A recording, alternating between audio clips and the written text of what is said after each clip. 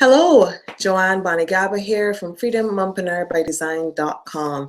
I just finished up my weekly enema and I thought to shoot this really quick and short video to walk you through from preparation to administering to after the fact how you can administer an enema at home.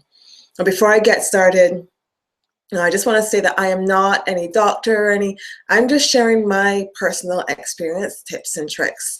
So I encourage you, if you're considering enema, for you to do your own due diligence, investigation, and consider if you would like to consult with someone who is more knowledgeable and certified to guide you through. All right, so let's get to the meat and potatoes. So for the enema, I personally feel fantastic afterwards.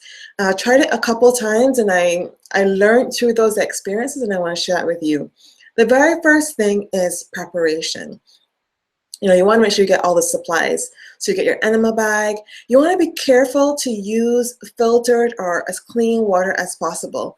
I suggest spring water, and you're going to add salt. So you want to get sea salt or Himalayan pink salt, not the regular table salt. You want to get sea salt ideally.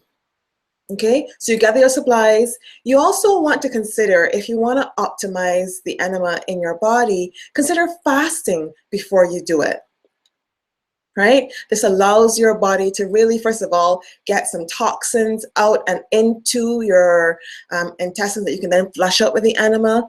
And it also minimizes the current load of waste in the intestines for the enema to deal with.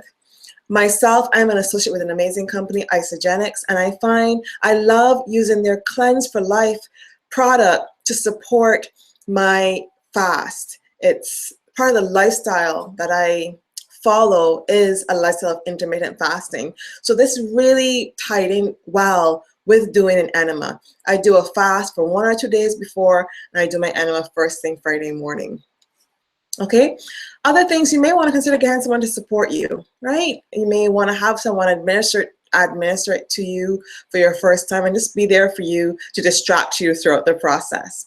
All right, during the process, you want to make sure you warm the water.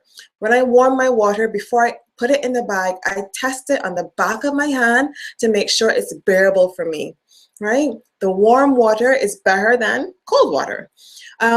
You also want to, if it's your very first enema, then you want to decide how much you can do. But if you've been doing it for a while, or you have someone who's going to help you through, you want to consider doing 2 bags. And actually this came from a comment on one of my other videos, and I tried it out today, and it's amazing how I feel, first of all. And also, my mind was like, oh my gosh, 2 bags, am I going to do that? And it was, once I set my mind to it, it went as a breeze. Okay, is there anything else I wanted to say? Throughout the enema, you want to make sure to rotate your body 360 degrees so that the water can get all around in those crevices, and also massage gently your abdomen. Obviously, you want to do it close to a toilet, because eventually you will be expelling what you put in. Okay, after the enema, if you did fast before the enema, then you want to make sure to break that fast with a liquid food. That will help to break your body in gently back into digesting food. So I use soups, or I use an isogenic shake. And then maybe a couple hours after, I'll actually start chewing or eating food that needs chewing. But that helps your body to warm back up into the digestion mode.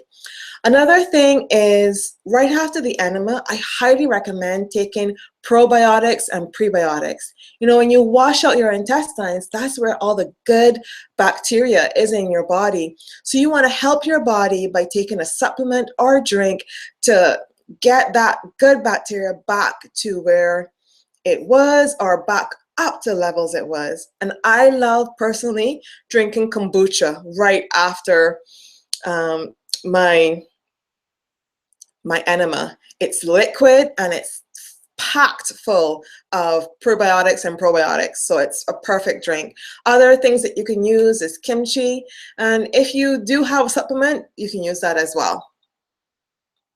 One thing that I noticed after my first enema is that I wasn't as mindful with my water intake, and I'm being more mindful now to make sure I increase it a little more after the enema.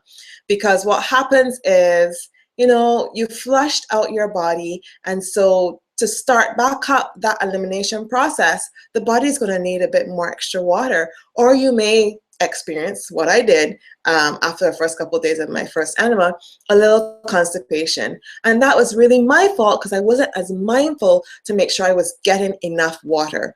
So I encourage you to drink lots of water and be intentional about drinking lots of water the day of you do the enema and the day after.